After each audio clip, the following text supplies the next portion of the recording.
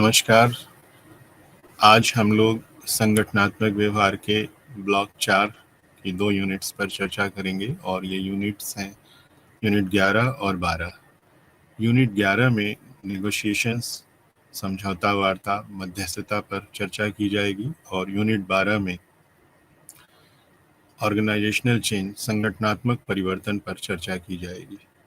इन दोनों विषयों को आज हम विस्तार से समझेंगे कि इनकी अवधारणाएं क्या हैं, इनकी प्रकृति क्या है, इनके बारे में और भी तमाम सारी बातें, इनसे जुड़ी जो सामान्य बातें हैं उनको जानने की कोशिश करेंगे। तो आइए सबसे पहले चर्चा करते हैं समझौता वार्ता, मध्यस्थता पर। इस तथ्य को समझने की चेष्टा करते हैं। समझौता वार्ता या नेगोशिएशन या मध्यस्थता एक संचार की सामान्य प्रक्रिया है जिसमें दो पक्षों के बीच में आपस में चर्चाएं होती हैं किसी विशेष उद्देश्य को लेकर के। दोनों ही पक्ष एक सामान्य उद्देश्य के लिए एक दूसरे से बातचीत करते हैं और बातचीत करके किसी न किसी एक नतीजे पर पहुंचने की कोशिश करते हैं। कई बार दोनों पक्षों का समन्वय होना किसी एक विषय पर, किसी एक उद्देश्य पर आवश्यक होता है। तो दोनों पक्षों का समन्वय होना, दोनों पक्षों के बीच किसी कार्य विशेष को लेकर के, किसी स्थिति विशेष को लेकर के या किसी परिणाम विशेष को लेकर के आपस में एक मत होना या चर्चा बनना या समझौता होना आवश्यक होता है। अन्यथा की स्थिति में कॉन्फ्लिक्ट्स की संभावनाएं, संघर्ष की संभावनाएं बनी रहती हैं। नेगोशिएशन, समझौता वार्ता या मध्यस्थता संगठनों में, चाहे वो व्यावसायिक संगठन हो या अन्य संगठन हो, एक महत्वपूर्ण प्रक्रिया है। इस प्रक्रिया के तहत ही संघर्ष को, दो व्यक्तियों के बीच में संघर्ष को, दो समूहों के बीच के संघर्ष को, या ये कहें कि दो संगठनों के संघर्ष को समाप्त किया जा सकता है और बेहतरी की तरफ आगे बढ़ा जा सकता है।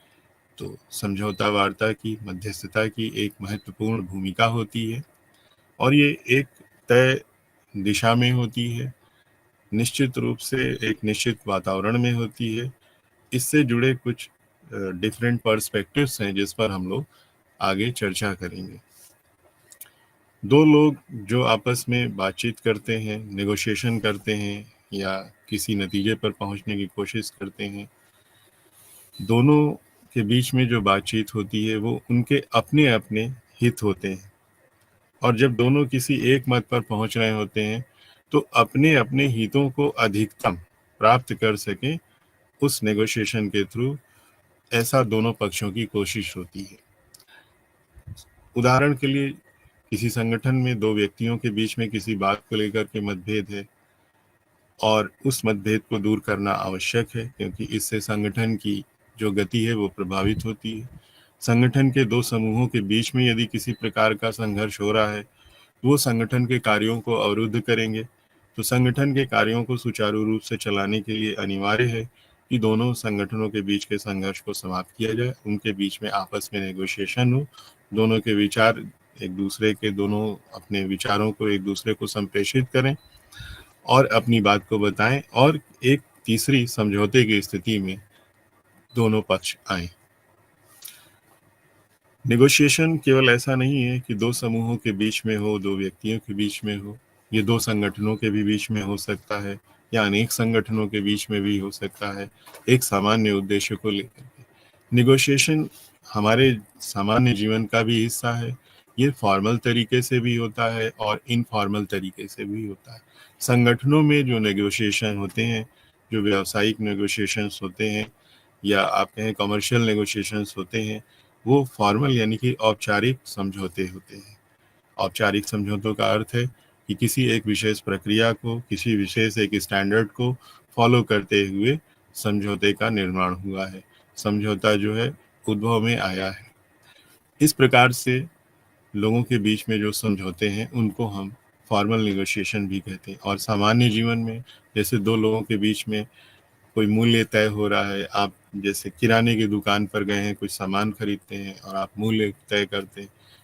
कई बार सामान्य जीवन में हम देखते हैं कि हम लोग घरेलू वस्तुओं को खरीदने जाते हैं, अपने लिए आवश्यक वस्तुओं को खरीदने जाते हैं, तो विक्रेता से क्रेता के बीच में चर्चा होती है मूल्य को लेकर के, और फिर मूल्य थोड़ा सा निगोशिएट होके जो विक्रेता है वो थोड़ा कम करता है। अगर यदि कम करने पे राजी हो जाता है तो क्रेता उसको खरीद लेता है, बायर उसको खरीद लेता है। तो इस तरह से निगोशिएशन के अलग अलग आयाम हैं। जो जिस आयाम पर आज हम चर्चा कर रहे हैं वो फॉर्मल निगोशिएशन है, औपचारिक निगोशिएशन है। नेगोशिएशन में कुछ टर्म्स हैं जिनको अभी समझने की ज़रूरत है, जो बहुत चर्चित टर्म्स हैं, आते हैं। बातना और जोपा, इंग्लिश में BATNA, ये एक टर्मिनोलॉजी है, एक शब्द क्रम है, और जोपा ZOPA, ये दो टर्म आते हैं। BATNA बातना का तात्पर्य है कि best alternative to negotiated agreement, तो best alternative to negotiated agreement. और जोपा से तात्पर्य है ZOPA से कि जोन ऑफ पॉसिबल एग्रीमेंट। हम ये देखते हैं कि जब दो नेगोशिएटर्स आपस में बैठ करके बातचीत कर रहे हैं, किसी मूल्य को निर्धारित कर रहे हैं, तो बातना की स्थिति क्या होती है, BATNA, यानी कि जो बेस्ट अल्टरनेटिव है, जो सर्वोत्तम विकल्प है नेगोशिएटर का, वो क्या है। तो जो सर्वोत्तम विकल्प है उस पर चर्चा करेंगे, और इस BATNA बातना की संकल्पना को, best alternative to negotiated agreement की संकल्पना को सबसे पहले अगर यूं कहें संज्ञान में लिया था, तो वो है रोजर फिशर एंड विलियम उरे 1991 में, जिन्होंने अपनी किताब getting to yes, negotiating without giving in, इस पे इस बातना और जोपा की चर्चा की थी। तो इनके अनुसार, रोजर फिशर के अनुसार, बातना एक ऐसी स्थिति है जिसमें कि नेगोशिएटर, यानी कि जो लाभार्थी है, पहला लाभार्थी है, बातचीत करने वाला पहला व्यक्ति है, वो सर उसको जो एक सामान्य लाभ नेगोशिएशन से मिलना है, वो उससे अधिक लाभ पा सकने की, कहाँ तक वो उससे अधिक लाभ पा सकता है, वो उसकी बातना की स्थिति होती है। तो बेस्ट अल्टरनेटिव हर एक नेगोशिएटर अपना तय करता है। मैं एक उदाहरण से इस चीज की चर्चा करना चाहूँगा। सपोज करिए कि किसी क्षेत्र में एक मकान है और उस मकान का मालिक उसको बेचना चाहता है, और मकान का मालिक उसको बेचने के लिए उसने अपने मन में उसकी कीमत 70 लाख रुपए निर्धारित कर रखी है, कि उसको ये अनुमान है कि ये मेरा मकान 70 लाख रुपए में आसानी से बिक जाएगा। यानी कि ये उसकी जो बिक्री की प्रक्रिया है उसकी एक सामान्य अवस्था है कि 70 लाख रुपए उसको थर्ड पार्टी उसको दे देगी आसानी से। तो अब वो चाहेगा कि कुछ ऐसा हो जाए कि इससे कुछ ऊपर भी मिल सकता है क्या, इन चर्चाओं को या इन संभावनाओं को देखेगा। तो इनसे ऊपर उसे क्या मिल सकता है, ये वो देखना चाहेगा। हो सकता है कि वो ये कोशिश कर रहा हो कि इससे ऊपर ये मकान 80 लाख रुपए में बिक जाए। तो जो उसकी एक सोच है कि 70 लाख तो रेट चल रहा है, और 80 लाख में अगर ये बिक गया तो 10 लाख रुपए का उसको फायदा हो जाएगा। लेकिन वो देखता है कि ऐसा नहीं हो पा रहा है, और उसे 80 लाख का कोई ग्राहक मकान का नहीं मिल रहा है, कोई खरीदार नहीं मिल रहा है। लेकिन उसको कहीं से ऐसा पता चलता है कि कोई व्यक्ति है जो 75 लाख में इसको खरीद सकता है। तो यदि वो व्यक्ति 75 लाख में उसको खरीद सकता है, तो अब ये तो तय है कि अगर वो व्यक्ति मकान बेचने वाले को अप्रोच करेगा तो कम से कम 75 लाख रुपए उस व्यक्ति को, बेचने वाले को, मिलेंगे ही मिलेंगे। यानी कि जो 75 लाख रुपए है वो नेगोशिएशन का बेस्ट अल्टरनेटिव हुआ मकान के विक्रेता के लिए। अब जब दोनों मूल्य तय करने के लिए बैठेंगे, यानी कि मकान को बेचने वाले और खरीदने वाले दोनों लोग जब एक साथ बैठेंगे, तो मकान बेचने वाले की ये उम्मीद होगी कि वो उसे 78 लाख में बेच दे। अगर 78 लाख में बेच दे, या ऐसा ही मकान उसको और कम रेट में मिल रहा है, तो वो उसको 78 लाख में खरीदने की कोशिश में रहेगा, यानी कि अगर ऐसा ही मकान या इससे थोड़ा सा बेहतर मकान कहीं और उसको इससे थोड़े से अधिक में मिल रहा है तो खरीदार उधर भी जा सकता है। तो जो विक्रेता है, अब उसका जो बेस्ट अल्टरनेटिव है वो 75 लाख पर है, और अगर वो उसका मूल्यवर्धन करता है तो जो तीसरी पार्टी है जो मकान खरीदने के लिए तैयार है वो 78 लाख रुपए तक देने को तैयार है, और उसको उससे ज़्यादा वो देने को मान लिया तैयार नहीं है। लेकिन नेगोशिएशन के दौरान जो 78 लाख जिससे बातचीत चल रही थी, जो 75 लाख मांग रहा है जो विक्रेता, उसको उसने 78 तक अप्रोच की और उसकी अप्रोच नहीं हुई, यानी कि 75 से 78 के बीच में ही अब उसको कुछ न कुछ ये जो सेल है मकान की हो जाएगी, इतना तो तय है। तो खरीदने वाला व्यक्ति 75 तक आसानी से देने को तैयार हो सकता है, ऐसी धारणा विक्रेता की है, ये उसका बेस्ट अल्टरनेटिव है। अब यहाँ पर बात आती है 75 से 78 लाख में और कितने मिल सकते हैं, यानी कि बेस्ट अल्टरनेटिव से ऊपर और कितना मिल सकता है। ये जोन ऑफ पॉसिबल एग्रीमेंट हुआ, यानी कि जो संभावित समझौता है, जो संभावित दर है, उसका ये जोन क्रिएट हुआ। अब इस जोन में कितना रुपया मिल सकता है ये नेगोशिएशन पर निर्भर करेगा। इसी को जोपा यानी कि ZOPA zone of possible agreement कहते हैं। तो 75 लाख तक उसको पूरी मिलने की सामान्य स्थिति में उम्मीद है। 78 की तरफ 78 उसकी मांग है। क्रेता 78 पर यदि राजी हो जाता है तो 3 लाख रुपए का और फायदा होगा उसको, और नहीं होता है तो 75 से 78 के बीच में ही कोई दर निर्धारित होगी। तो इस तरह से हम देखते हैं। सपोज करिए कि और दोनों में फिर बातचीत होती है, दोनों पक्षों में चर्चाएं होती हैं प्राइस को लेके।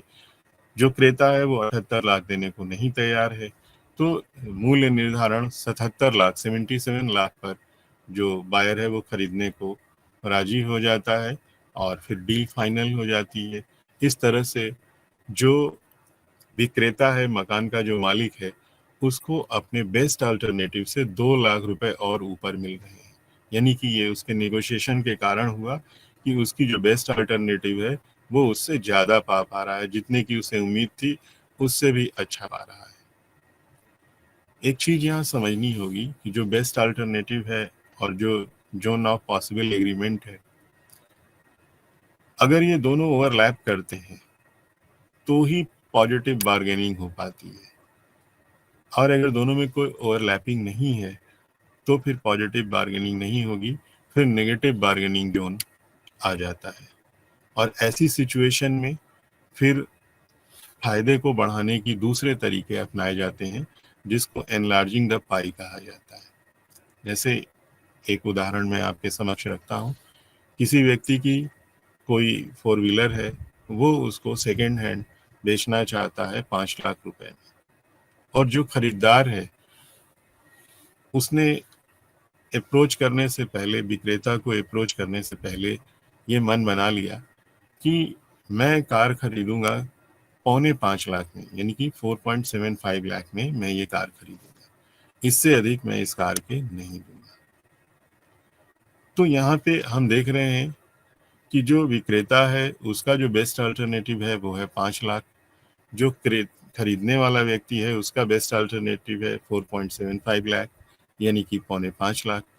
यानी कि ये दोनों ओवरलैप नहीं कर रहे हैं, तो ये डील नहीं हो सकती, नेगोशिएशन इसमें नहीं हो सकता। अब ऐसी स्थिति में क्या हो सकता है और वो समझने की जरूरत है। ऐसी स्थिति को एनलार्जिंग ऑफ पाई से नेगोशिएशन किया जा सकता है और दोनों के फायदे बढ़ाए जा सकते हैं। अब आप सोच रहे होंगे कि जब खरीदने वाला 4.75 4,75,000 से अधिक देने को तैयार नहीं है, बेचने वाला 5 लाख से अधिक में कम में बेचने को तैयार नहीं है, तो दोनों एक दूसरे को फायदा किस तरह से देंगे। यहाँ यही समझने वाली चीज है। एक फैक्ट ये पता चलता है कि जो कार का विक्रेता है उसको ये जानकारी पता चलती है कि जो बायर है, खरीदार है, जिसने कार की कीमत केवल 4,75,000 ही देनी है, तो वो इस कार को खरीदने के बाद इसकी पेंटिंग कराएगा और तमाम इस पे डेकोरेशन में खर्चे करेगा और 1 लाख रुपए खर्च कर देगा। उसका बजट है 1 लाख, यानी कि उसका जो टोटल खर्चा आएगा 4,75,000 में कार को खरीदेगा, 1 लाख अन्य खर्चे करेगा, यानी कि 5,75,000 वो कुल खर्च कर देगा। लेकिन कार को ओनर से वो 5 लाख में ही खरीदेगा, इस पे वो स्थिर है। तो ऐसी स्थिति में कार का जो मालिक है, विक्रेता है, वो एक ऑफर दे सकता है कार खरीदने वाले को कि आप जो कार खरीद रहे हैं उस कार को खरीदने के बाद आप उसको पेंट करवाएंगे, लगभग लाख रुपए आप खर्च करेंगे। आपके इन कामों का जो लाख रुपया खर्च होगा, उन कामों को मैं 35% डिस्काउंट में करवा दूंगा यदि आप हमारी गाड़ी 5 लाख में खरीद लेंगे। यानी कि उसका जो बेस्ट अल्टरनेटिव है वो हो जाएगा। या वो ये भी कह सकता है कि यदि उसकी कार वो 5.5 लाख में खरीद ले तो वो उसका जो 1 लाख का काम है उस पे 35% का डिस्काउंट, यानी कि 35,000 रुपए का डिस्काउंट हो जाएगा। तो अब जो कार को खरीदने वाला व्यक्ति है वो ये देखता है कि 35% का डिस्काउंट होने का मतलब है यदि वो कार को 5,05,000 में खरीदता है तो उसकी जो बेस्ट अल्टरनेटिव है उस पे उसको 30,000 रुपये अधिक देने पड़ते हैं, लेकिन उसका 35% की बचत के कारण 5,000 रुपये का उसको अब फायदा हो रहा है। यानी कि वो अपने बेस्ट अल्टरनेटिव 4,75,000 में 5,000 की बचत कर पा रहा है और जो खरीदने वाला व्यक्ति है उसको भी 5,000 का सरप्लस मिल जा रहा है अपने बेस्ट अल्टरनेटिव से। तो अब जो ये एक तीसरी स्थिति बनी, तीसरे तरीके से दोनों को लाभ मिलने की प्रवृत्ति तैयार हुई, इसको हम लोग कहते हैं एनलार्जिंग द पाई, यानी कि विस्तारित करना, लाभ को बढ़ाना। और इस तरीके से नेगोशिएशन के इस तरीके से डील फिर क्रैक हो जाती है, दोनों को ही बेनिफिट्स मिलते हैं। तो एनलार्जिंग द पाई यानी कि बेनिफिट्स को बढ़ा करके भी नेगोशिएशन हो सकता है। अब नेगोशिएशन यानी कि जो समझौता वार्ता है वो किस तरीके से होता है, आपने एक उदाहरण से बैठना और जोका के उदाहरण से समझा। जो प्रक्रिया है इसके बारे में रॉबिन्सन जज ने 2019 में बताया कि नेगोशिएशन की प्रक्रिया में 5 स्टेप्स होते हैं और ये 5 स्टेप्स जो उन्होंने बताए, उन्होंने कहा कि सबसे पहले योजना बनाइए और तैयारी करिए।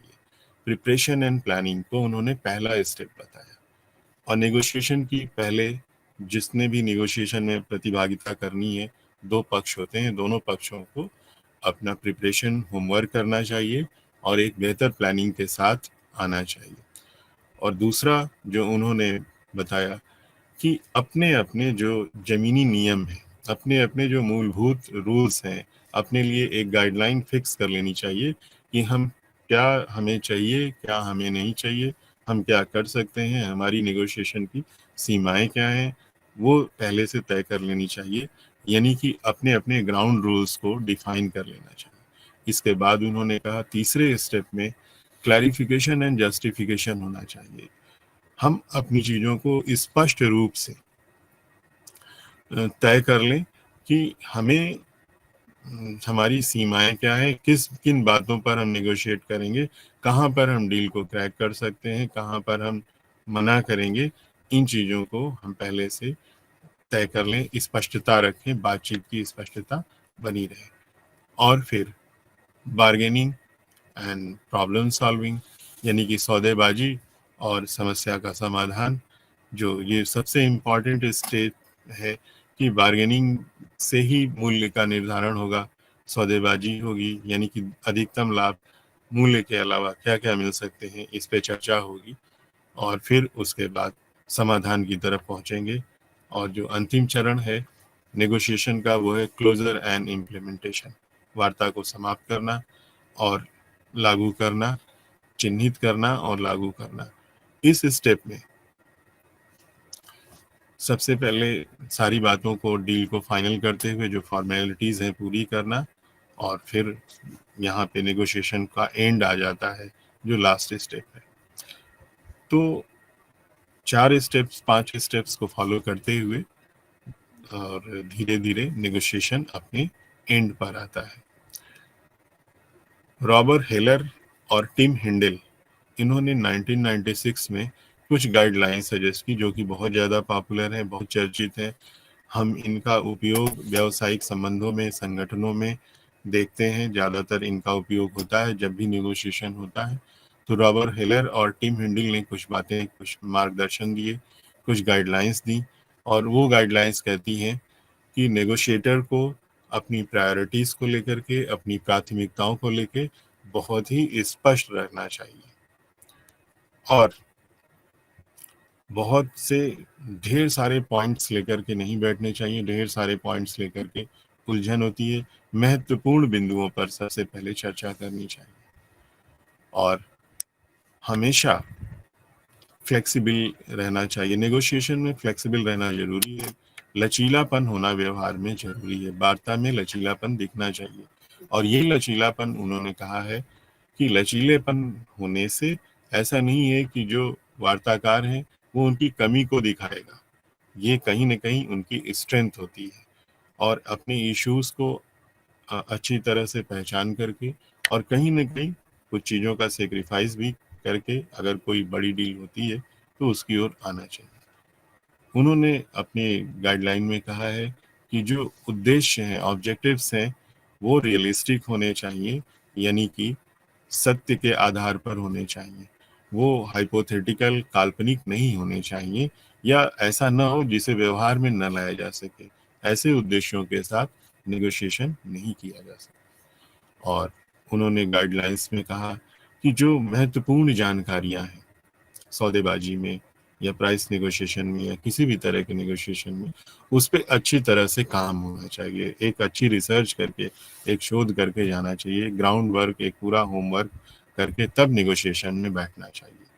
क्योंकि नेगोशिएशन में पार्टीज की कॉम्पिटेंसी तभी आती है जब वो अच्छा होमवर्क करके, अच्छा शोध कार्य करके, अच्छा रिसर्च वर्क करके जाते हैं। अदरवाइज एक पार्टी को नुकसान हो सकता है और एक पार्टी बहुत ज़्यादा फायदे में रह सकती है। तो जो हित है उनका संतुलन नहीं बन सकता है।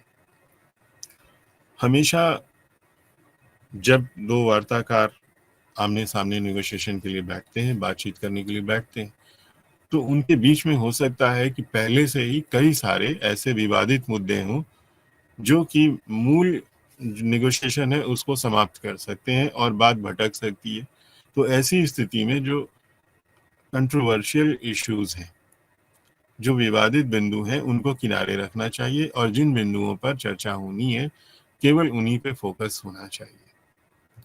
और हमेशा बातचीत जो है, या तर्क है, लॉजिक्स है, वो कंस्ट्रक्टिव यानी कि रचनात्मक होने चाहिए। ऐसा नहीं होना चाहिए कि वो नेगोशिएशन की दिशा को बदल दें और नेगोशिएशन जो है विध्वंसात्मक हो जाए, असंरचनात्मक हो जाए, और वो अपने लक्ष्य से भटक जाए। हेलर ने अपनी गाइडलाइन में नेगोशिएटर्स को कहा है कि उनको अपनी बॉडी लैंग्वेज बहुत ही कंट्रोल रखनी चाहिए, और दूसरों की बॉडी लैंग्वेज, टोन पर भी नज़र रखनी चाहिए, क्योंकि इससे भी कई तरह के संदेश संप्रेषित होते हैं। और उन्होंने कहा है कि एग्रीमेंट को फाइनल करने में अच्छी तरह से सारी बातों पर सोच विचार करना चाहिए। कहीं भी एग्रेसिव होकर के बात बिल्कुल नहीं करनी चाहिए, या आक्रामक होकर के, या तैश में आकर के, जोश में आकर के, अति उत्साह में आकर के, या भावनात्मक रूप से अति उत्साह में आकर के एग्रीमेंट नहीं करने चाहिए। ये तथ्यों पर आधारित होने चाहिए, अन्यथा बाद की स्थिति में बाद में इससे नुकसान हो सकता है, और निगोशिएटर्स को हानि उठानी पड़ सकती है। नेगोशिएशन का तात्पर्य यही है कि हम अधिकतम लाभ की स्थिति में आए, और कहीं भी अगर हम इन पॉइंट्स को डिनाई करते हैं, छोड़ते हैं, तो नेगोशिएशन में कहीं ना कहीं नेगोशिएटर को नुकसान हो सकता है। नेगोशिएशन में बहुत सारी अवधारणाएं हैं, बहुत सारी अप्रोचेज हैं कि आखिर किस तरह के नेगोशिएशंस होते हैं। तो नेगोशिएशन की जो अवधारणाएं हैं उनको दो तरह से बांटा गया है, उनको दो पक्षों में रखा गया है। पहला जो है वो डिस्ट्रीब्यूटेड नेगोशिएशन यानी कि वितरित वार्ता है, विखंडित जो निगोशिएशन है उस पर बात की गई है, और दूसरा है एकीकृत निगोशिएशन यानी कि इंटीग्रेटिव निगोशिएशन। तो डिस्ट्रीब्यूटिव निगोशिएशन और इंटीग्रेटिव निगोशिएशन की बात की गई है। अगर हम पहले की बात करें यानी कि डिस्ट्रीब्यूटिव नेगोशिएशन की बात करें, तो डिस्ट्रीब्यूटिव नेगोशिएशन में दो पार्टियों में एक पार्टी दूसरी पर हावी होने की कोशिश करती है, यानी कि उसको ऐसा लगता है कि सारा फायदा उसको हो और सामने वाले को नुकसान हो। तब तक उसको यकीन नहीं होता है कि वो लाभ की स्थिति में है। जब उसको लगता है कि सामने वाले को बहुत मिनिमम फायदा दे, और या यूं कहें कि बिल्कुल लॉस की स्थिति में ले आए और सारा फायदा अपना हो, तो इस तरह का जो दृष्टिकोण है या इस तरह के जो निगोशिएशंस होते हैं उनको डिस्ट्रीब्यूटिव नेगोशिएशन कहते हैं। जैसे कि सपोज करिए कि अगर कोई एनलार्जमेंट ऑफ पाई है, जो हमने बैटना एंड जोपा में देखा था, तो उस एनलार्जमेंट ऑफ पाई का जो एनलार्जमेंट ऑफ बेनिफिट है, जो बेनिफिट अगर ब्रेड है तो उस ब्रेड का सारा पार्ट निगोशिएटर अपने पास रखना चाहता है, एक ही पक्ष सारे फायदे अपने पास रखना चाहता है, और दूसरे की फायदे को, दूसरे के प्रॉफिट शेयरिंग को, दूसरे के इंटरेस्ट को वो कहीं ना कहीं खारिज कर रहा होता है, उसको लेस इंटरेस्ट में रखना चाहता है या लॉस की सिचुएशन में रखना चाहता है। तो ये विन एंड लॉस सिचुएशन है, एक को विन मिली दूसरे को हार मिली, ऐसा निगोशिएशन डिस्ट्रीब्यूटिव निगोशिएशन कहलाता है, वितरित निगोशिएशन कहलाता है।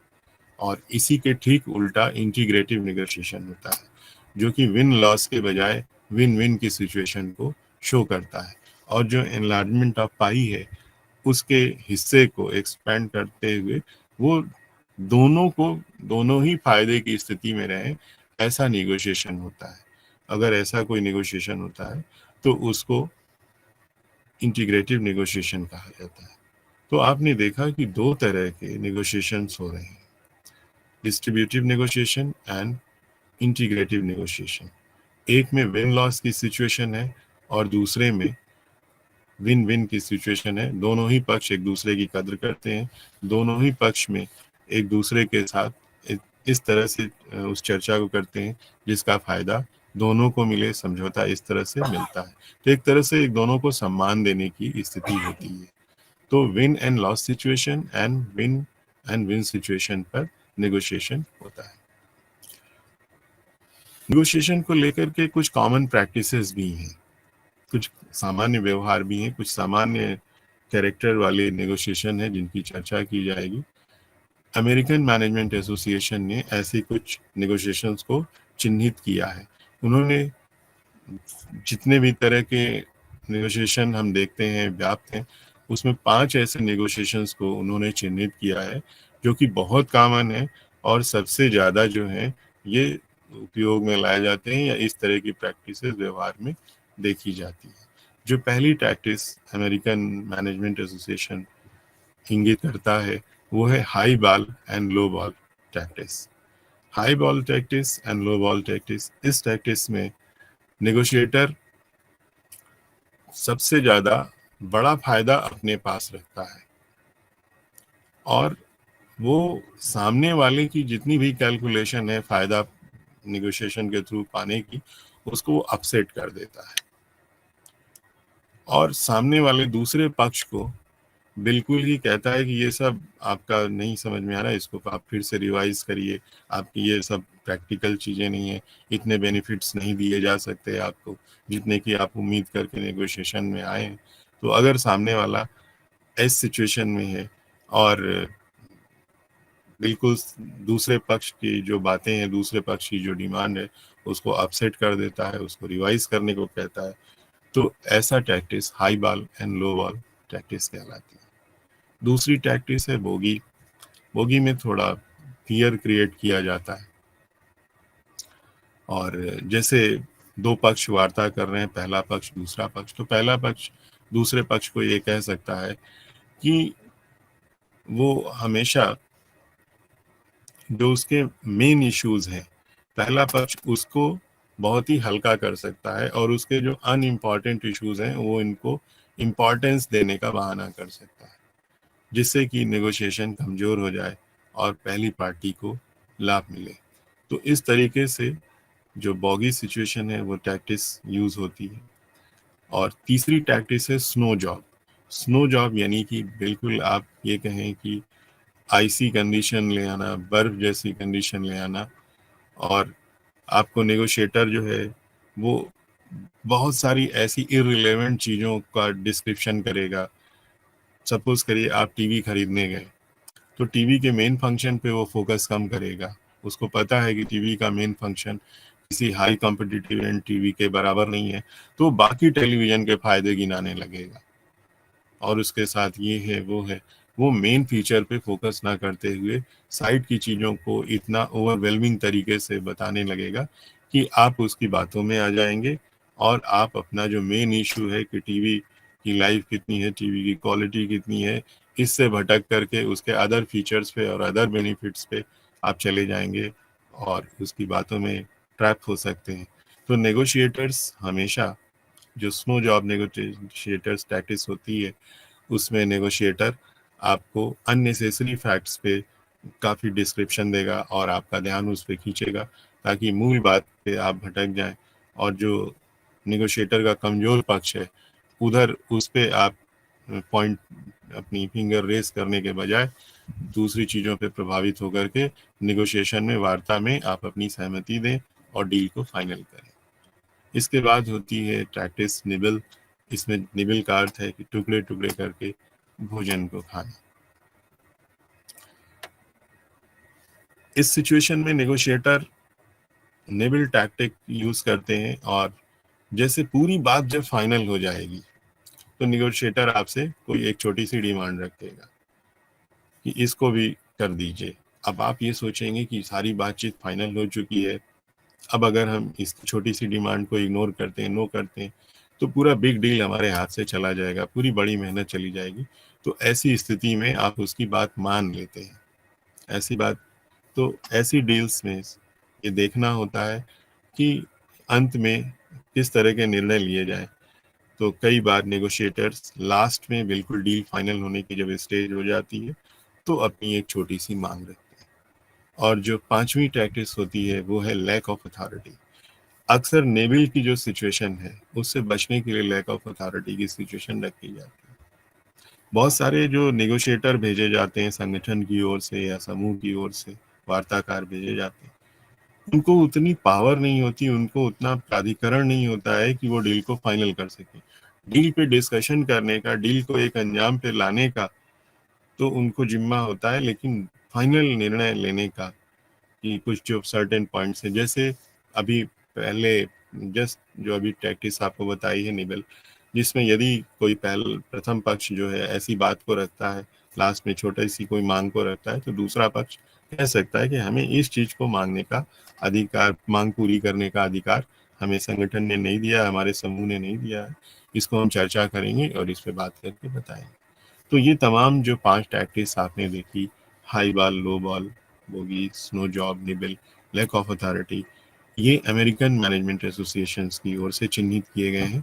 ये 5 सबसे पॉपुलर टैक्टिक्स हैं जो कि नेगोशिएशन चलित है पूरी दुनिया में।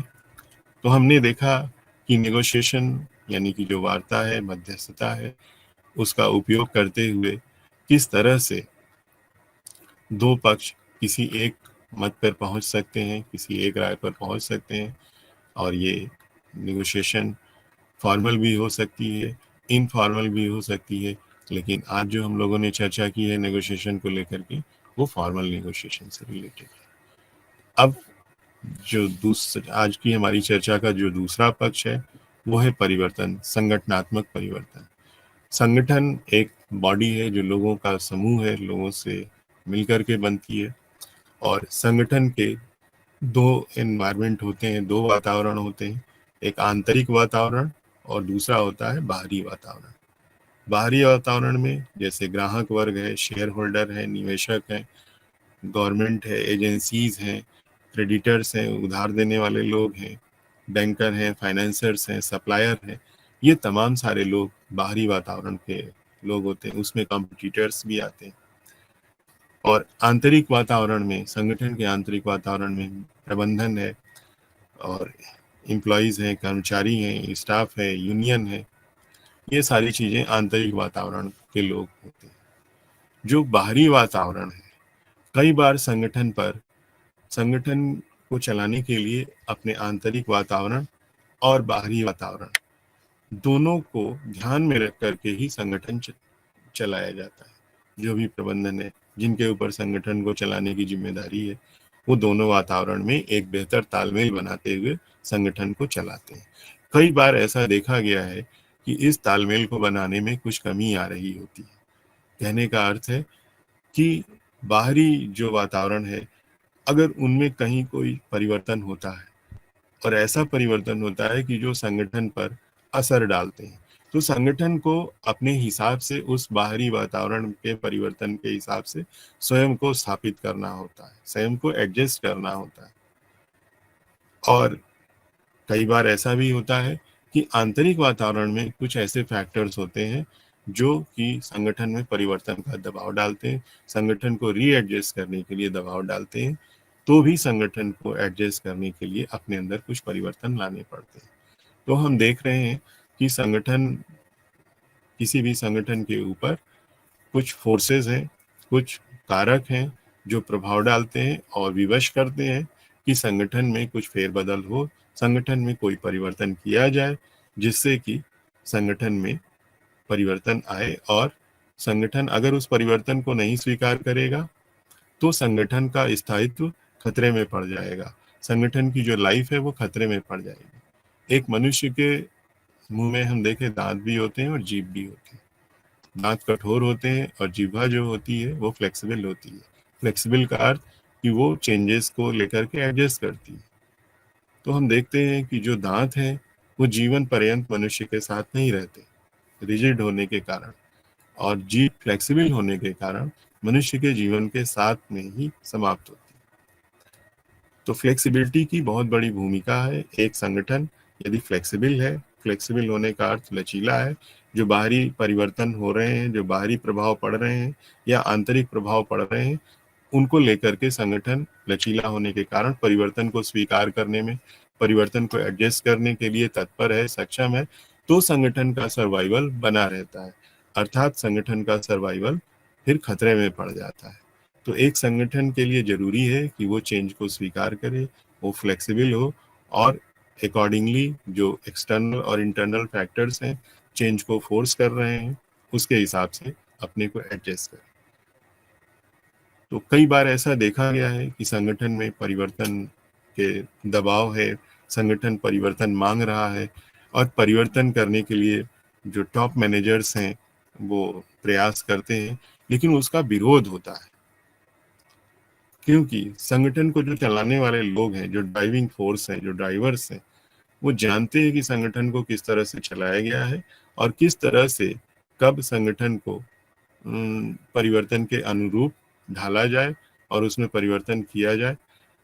और यदि परिवर्तन की आवश्यकता पड़ती है और परिवर्तन करने के प्रयास किए जाते हैं, संगठन में चेंजेस करने के प्रयास किए जाते हैं, तो चेंजेस इतनी आसानी से तुरंत प्रबंधन की इच्छा पर नहीं हो पाते। फिर उनको अवरोध उत्पन्न करने वाली स्थितियां और लोग सामने आते हैं। कई बार अवरोध प्रबंधन की ओर से भी आ सकता है और कई बार अवरोध एम्प्लॉइज की ओर से भी आ सकता है, क्योंकि जो कुछ भी हम चेंजेस लागू करेंगे उसमें कहीं ना कहीं प्रबंधन और कर्मचारियों की प्रतिभागिता के बिना हम परिवर्तन को लागू नहीं कर सकते, ये उनसे होके गुजरती है।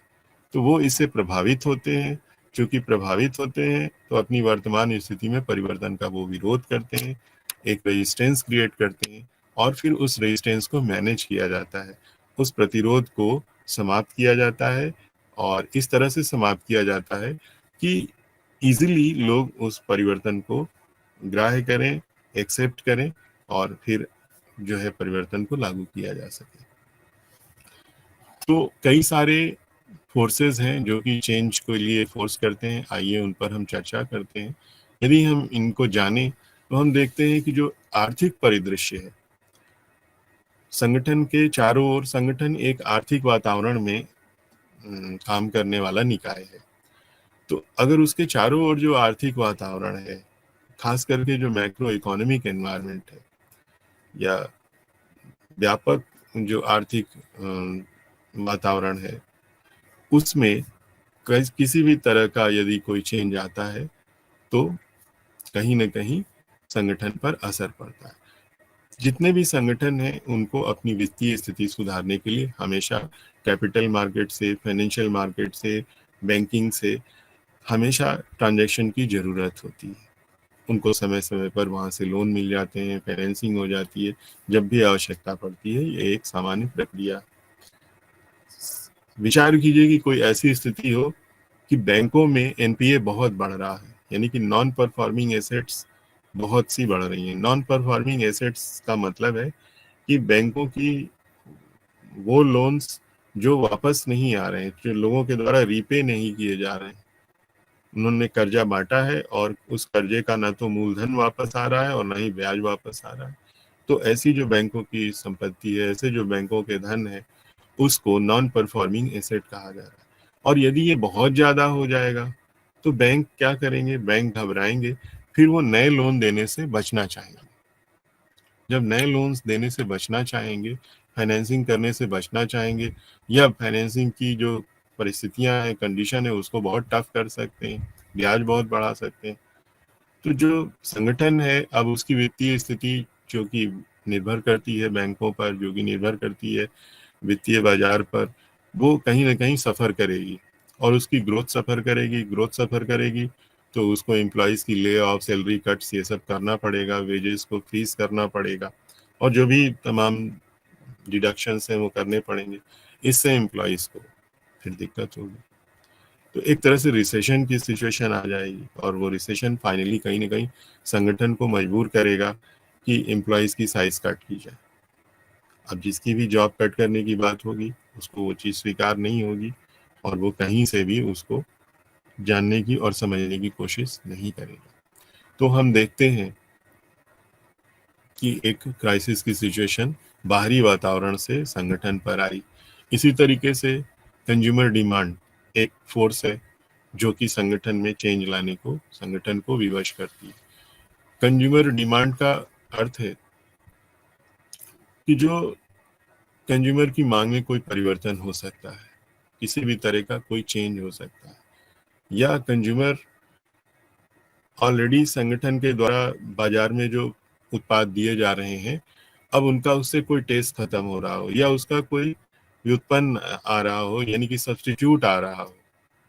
तो इस तरीके से कंज्यूमर की अगर मांग धीरे धीरे शिफ्ट हो रही है तो जो संगठन है, जो कंपनियां हैं, उनकी ग्रोथ पर भी असर आएगा, उनकी बिक्री पर, उनकी मार्केट साइज पर, उनकी सेल पर असर आएगा और इस वजह से उनको फिर से एक दबाव आएगा कि वो भी बाजार की मांग के अनुरूप कार्य करें, अर्थात उस परिवर्तन को वो फिर बियर नहीं कर पाएंगे। टेक्नोलॉजी एक फैक्टर है।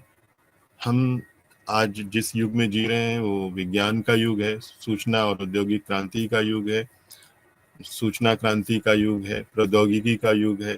और प्रौद्योगिकी यहाँ तक आ चुकी है कि man is being shifted, man replace किया जा रहा है मशीन से। आर्टिफिशियल इंटेलिजेंस, मशीन्स काम कर रही हैं जो मैन की तरह से रिस्पॉन्स कर रही हैं, मैन्स की तरह से कस्टमर केयर पर काम कर रही हैं। तो इनका एप्लीकेशंस बढ़ता जा रहा है। जिस तरह से सबसे पहले कंप्यूटर्स आए तो लोगों को, एम्प्लॉयज़ को कंप्यूटर सीखना पड़ा एम्प्लॉय डेवलपमेंट सेंटर्स में जाके, और उसकी वजह से कई ऐसे एम्प्लॉयज़ थे जो कंप्यूटर नहीं सीख पाए या कंप्यूटर सीख पाने में विवश थे, तो उनको जॉब शिफ्ट करनी पड़ी। अब पूरा का पूरा एक टेक्नोलॉजिकल लेवल एडॉप्ट करना ये आसान नहीं है।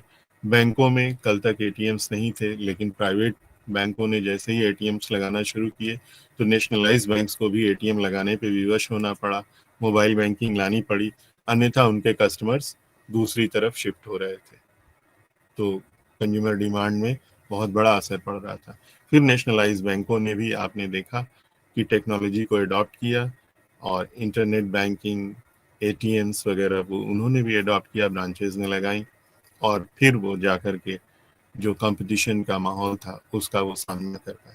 तो टेक्नोलॉजी ऐसी नहीं है कि जो एक बार आ गई वो रहेगी ही रहेगी, वो हमेशा बदलती रहती है, अपडेट होती रहती है। तो अपडेट करने के लिए, टेक्नोलॉजी के अनुसार चलने के लिए हमें अडॉप्ट करने की ज़रूरत है अपडेट को, और परिवर्तन को लगातार स्वीकार करने की ज़रूरत है। वर्कफोर्स को उसके अकॉर्डिंग रेडी करने की ज़रूरत है, और सिस्टम को उसके अकॉर्डिंग रेडी करने की ज़रूरत है। यदि नहीं करेंगे, इन चेंजेस को अडॉप्ट नहीं करेंगे, तो ऑर्गेनाइजेशन यानी कि संगठन का जो सर्वाइवल है वो खतरे में पड़ जाएगा। प्रतियोगिता प्रतियोगिता दो संगठनों में हमेशा प्रतियोगिता होती है। जैसे कि अगर हम व्यावसायिक संगठनों की बात करें, यहाँ पर उदाहरण लें, तो हम देखते हैं कि बाजार में बहुत सारी कंपनियां काम कर रही हैं। एक ही प्रोडक्ट को कई सारी कंपनी सप्लाई कर रही होती हैं। जैसे डिटर्जेंट में बहुत सारी कंपनीज हैं, और इलेक्ट्रॉनिक गुड्स में बहुत सारी कंपनीज हैं, वाइट गुड्स में बहुत सारी कंपनीज हैं, जेम्स एंड ज्वेलरीज में बहुत सारी कंपनीज हैं। डिफरेंट सेक्टर्स में कोई एक कंपनी नहीं है जो अकेले कोई प्रोडक्ट सप्लाई कर रही है।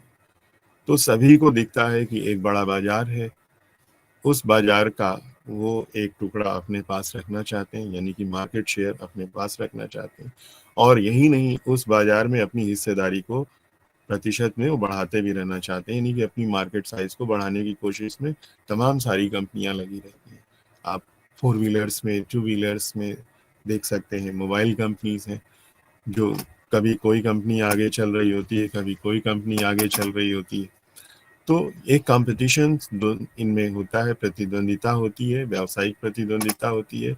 और ये प्रतिद्वंदिता करने के लिए समय समय पर अपने प्रोडक्ट्स के फीचर्स को चेंज करना पड़ता है, प्राइसेस को रिवाइज करना पड़ता है, जो ऑफर्स हैं, स्कीम्स हैं, सेल्स प्रमोशन है, उसको पूरा का पूरा रिवाइज करना पड़ता है और फिर से प्रयास करना पड़ता है। मार्केटिंग स्ट्रेटजीज में कभी कभी जो बदलाव लाने पड़ते हैं, सेल्स स्ट्रेटजी में बदलाव लाने पड़ते हैं, ऑपरेशनल स्ट्रेटजीज में बदलाव लाने पड़ते हैं, और नई नई जो चीज़ें हैं उनका जो सपोर्ट में हमें मटेरियल्स हैं उनका इस्तेमाल भी करना पड़ता है। तो बहुत सारी कंपनीज में आपस में कॉम्पिटिशन्स होते हैं, और हमेशा ये कॉम्पिटिशन किसी भी संगठन को विवश करते हैं, मजबूर करते हैं कि आप भी कंपटीशन के अकॉर्डिंग अपने को चेंज लाइए, अदरवाइज आपको फिर मुश्किल होगा मार्केट में बने रहना। जैसे ऑफलाइन सेल्स को बहुत इस समय टफ कंपटीशन ऑनलाइन सेल से मिल रहा है।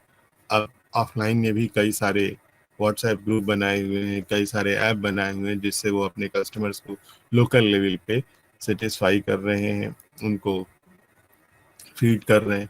तो कहीं ना कोई परिवर्तन करने पड़ते हैं। कई बार वर्कफोर्स में जो हमारे एम्प्लॉयज हैं उसमें जो चेंजेस आते हैं, उनमें बदलाव होने से भी संगठन पर बदलाव का असर, यानी कि चेंज के लिए फोर्स बनता है और चेंज को फोर्स करना पड़ता है।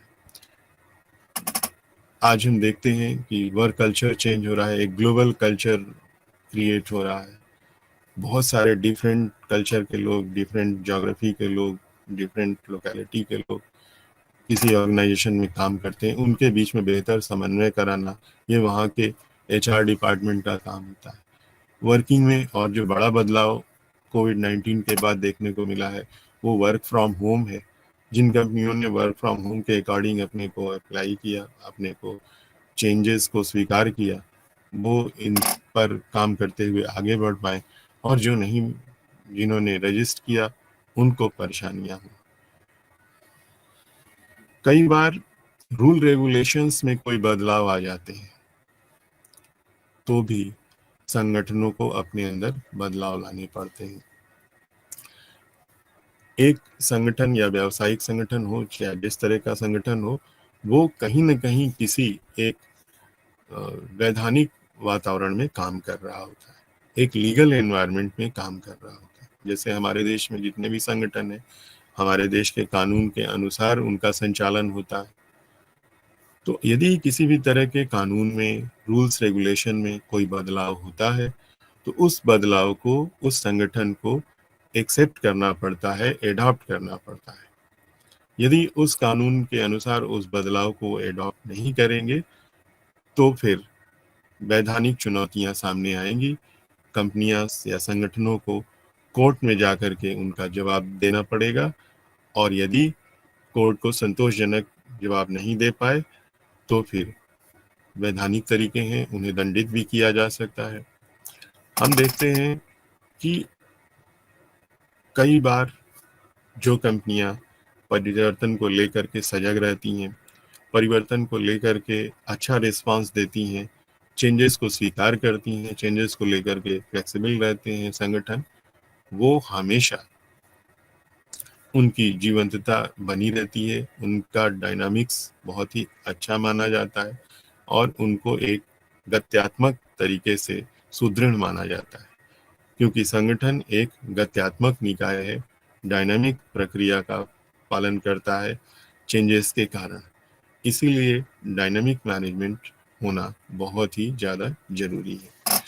तो संगठन पर कई सारे फैक्टर्स हैं जो दबाव डालते हैं कि परिवर्तन कीजिए, और यदि परिवर्तन नहीं करेंगे अकॉर्डिंगली तो संगठन का अस्तित्व खतरे में आ सकता है, उसकी लाइफ खतरे में आ सकती है। अब जब हम कुछ चीज़ों पर चर्चा करेंगे, वो रेजिस्टेंस टू चेंज, जो परिवर्तन का विरोध है, परिवर्तन के रास्ते में जो अवरोध है, उस पर चर्चा करेंगे कि परिवर्तन के रास्ते में अवरोध कहाँ से आता है। परिवर्तन में रास्ते में अवरोध, जैसा कि अभी बात हुई, सबसे पहले तो एम्प्लॉइज की ओर से, कर्मचारियों की ओर से आ सकता है, और दूसरा मैनेजमेंट की ओर से भी आ सकता है या प्रबंधन की तरफ से भी आ सकता है।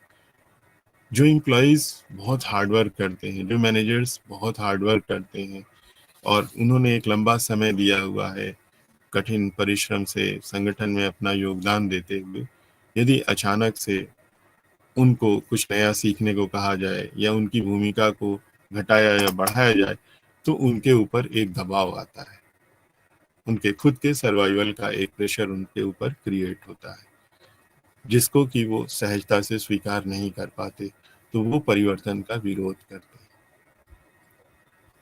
तो इस तरह से हम देखते हैं कि एक जो सेट लाइन एम्प्लॉयज की चल रही होती है, मैनेजर्स की चल रही होती है, वो कहीं ना कहीं संगठन में प्रतिरोध को जन्म देती है।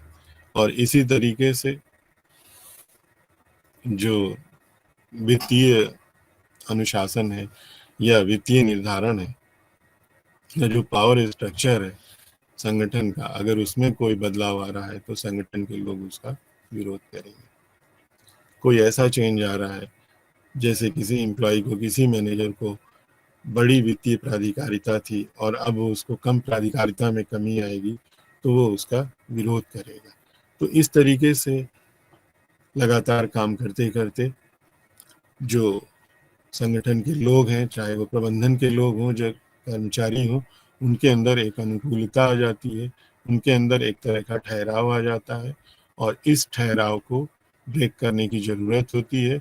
लेकिन इसको ब्रेक करने के लिए बहुत ही संवेदनशील तरीके से, बहुत ही समझदारी के साथ एक वातावरण बनाते हुए, परिवर्तन का वातावरण निर्माण करते हुए इस परिवर्तन को लागू किया जाएगा, तो ये प्रतिरोध धीरे धीरे कम हो जाता है और फिर वो प्रतिरोध की जगह परिवर्तन को स्वीकार करने लगते हैं। तो चेंज, परिवर्तन स्वाभाविक है। समय बीतने के साथ साथ यह तमाम जो बाहरी वातावरण है संगठन का या अंदरूनी वातावरण है, वहाँ कई सारे फोर्सेस होते हैं जो समय बीतने के साथ संगठन में बदलाव के लिए दबाव डालते हैं, और संगठन के प्रबंधन को, संगठन के लोगों को इस बदलाव के लिए तैयार रहना चाहिए होता है, लचीलापन दिखाना होता है। लेकिन एक अवरोध आता है, उस अवरोध को कैसे हैंडल किया जाए, इस प्रक्रिया को कहते हैं चेंज मैनेजमेंट। तो चेंज मैनेजमेंट में जो परिवर्तन लाने के लिए ये देखना कि परिवर्तन आवश्यक है कि नहीं, और यदि परिवर्तन आवश्यक है, परिवर्तन को लाया जा रहा है, तो एक नियोजित तरीके से, एक सुव्यवस्थित तरीके से परिवर्तन को लागू किया जाए, well plan and well systematic approach को अप्लाई किया जाए, ये चेंज मैनेजमेंट का काम होता है। तो बहुत सारे एस्पेक्ट्स हैं कि किस तरीके से चेंज को इम्प्लीमेंट किया जाए, उनमें से कुछ पर हम चर्चा करते हैं। जब भी कभी परिवर्तन की स्थिति क्रिएट हो, तो जितने भी स्टेक होल्डर्स हैं या जितने भी जुड़े हुए लोग हैं, जो कि परिवर्तन में सहभागिता करेंगे, उनका पहले तो सबसे पहले एक वैचारिक रूप से उनका मन मस्तिष्क तैयार करना चाहिए। जो उनकी मानसिक स्थिति है, सबसे पहले वहाँ इंजेक्ट होना चाहिए, एक खुला संचार होना चाहिए, ओपन कम्युनिकेशन सबके बीच में होना चाहिए कि ऐसा परिवर्तन होना है और इसको किस तरह से बेहतर तरीके से किया जाए और ये परिवर्तन कितना आवश्यक है, कितना ज़रूरी है संगठन के लिए, ये सारी बातें वहाँ पे उनको बताई जाएँ, तो उनको परिवर्तन के लिए अवरोध उत्पन्न करने वालों को तैयार किया जा सकता है। दूसरा जो चेंज मैनेजमेंट में जो तरीका है, उसमें फेयरनेस होना चाहिए।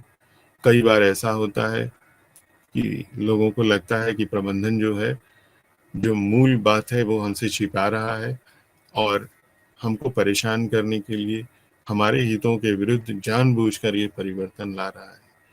तो एक फेयरनेस होनी चाहिए।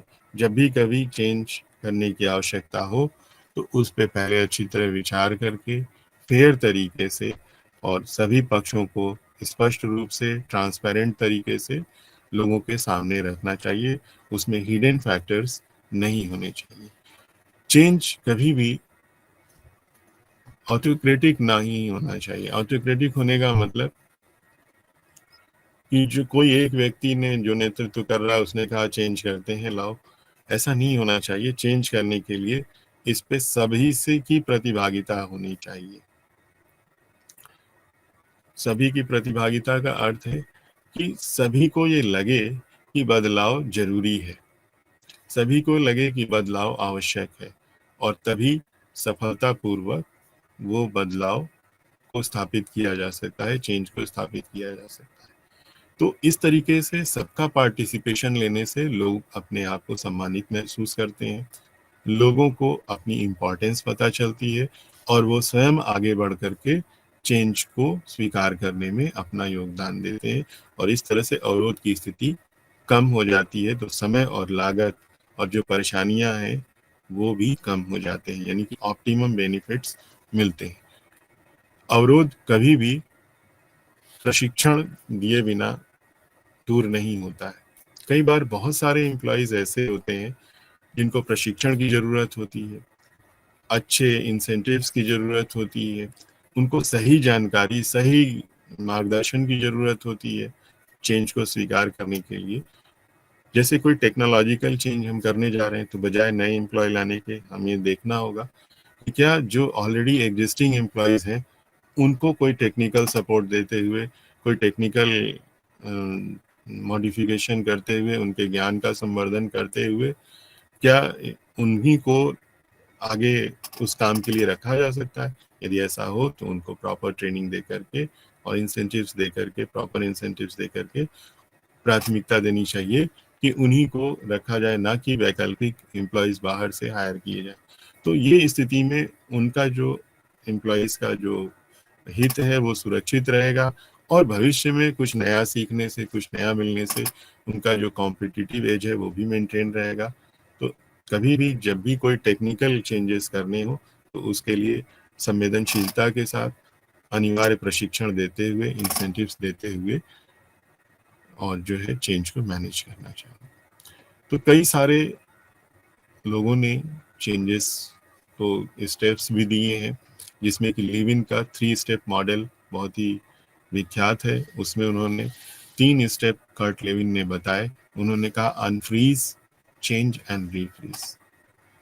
कर्ट लेविन इन्होंने कई बार, जो कि एक एप्लाइड साइकोलॉजी के विद्वान हैं, उन्होंने बताया कि जब भी कभी संगठन में कोई परिवर्तन करना हो तो लोगों को ये पहले जो उनकी वास्तविक स्थिति है वहाँ पे उनको बनाते हुए चेंज को करिए और फिर उनको चेंज को एडॉप्ट कर रहे हैं। तो अनफ्रीज करते हुए, फिर चेंज को एडॉप्ट करते हुए, फिर रिफ्रीज करें और फिर चेंज के बाद की स्थिति को मेंटेन करें, ये कर्ट लेविन ने कहा था। इसी प्रकार से कोटर्स ने भी 8 स्टेप्स बताए हैं। उन्होंने कहा है कि लोगों के बीच में ये जानकारी दीजिए कि ये अर्जेंसी है, एक नया विजन तैयार करिए और लोगों को उस पर काम करने के लिए, एक्शन के लिए एम्पावर करिए अच्छे प्लानिंग के साथ चेंज को स्वीकार करें। तो आज इन्हीं के साथ आज इस चर्चा को हम यही समाप्त करते हैं। धन्यवाद।